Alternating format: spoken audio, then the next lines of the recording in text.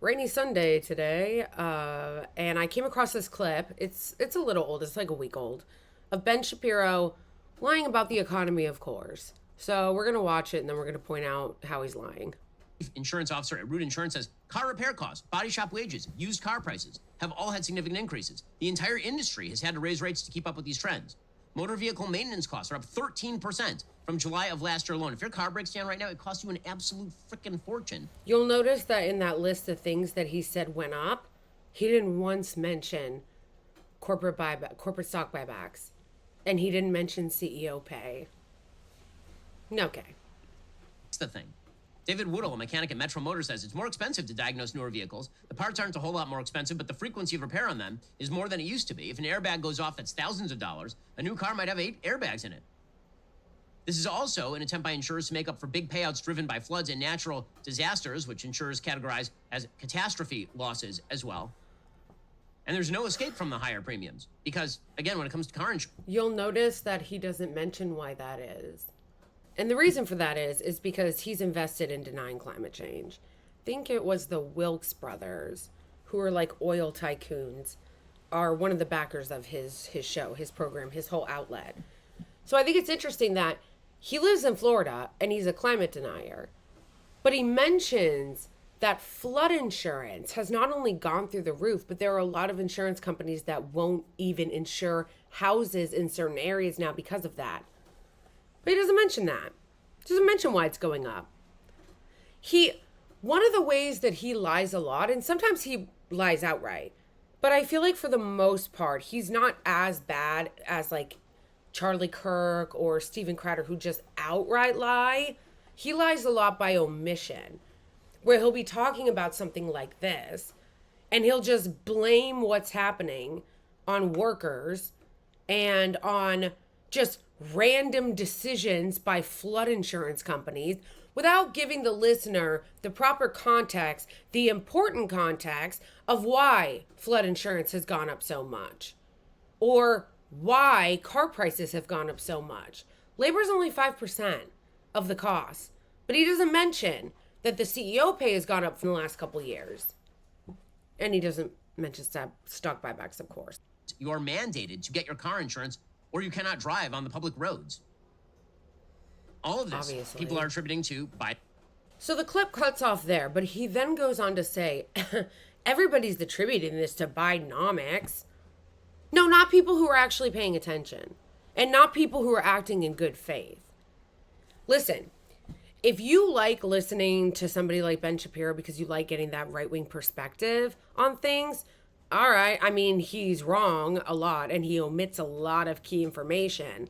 But if you like listening to that, fine.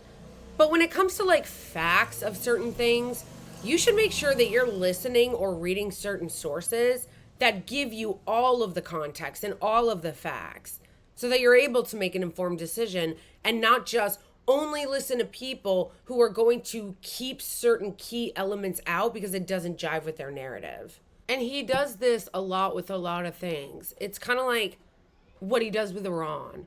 Right. So, like, not that long ago, the idea of getting Americans back who were being held hostage was good, generally. It was known as a good thing. Not anymore, because it happened under Biden. So, Biden brings back these prisoners, and because he had to deal with Iran to do that, all of a sudden it's, can you believe that Biden is negotiating with terrorists? Was he supposed to just leave them? Like, tell me the alternative. What was he supposed to do about those prisoners? He was just supposed to leave them.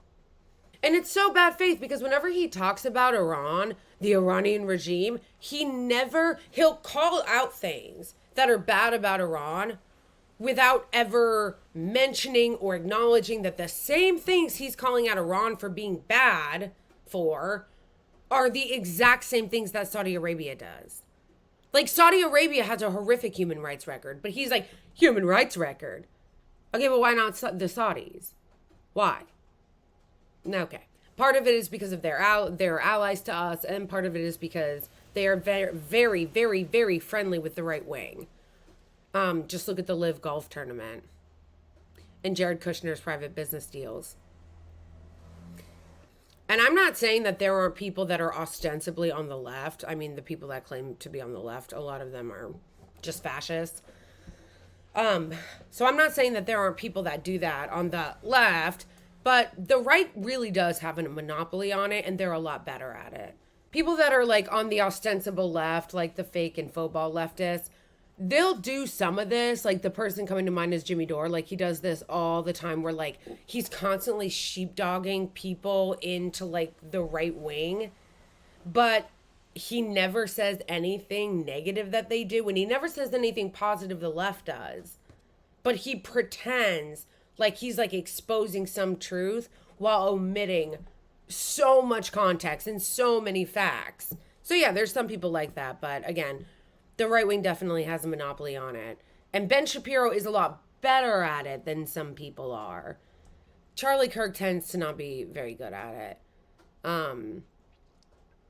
Although it's so funny because I don't think of Charlie Kirk as a good debater. Like he's not good at it.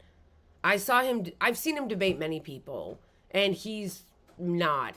And his ideology is almost like unbelievable. Like you feel like it's fake. You don't think he really believes it because he says so many absurd things that don't make any sense, that just seem like he's trying to get clicks, which is why I was horrified when I just saw on Twitter last night there was a person who debated him recently.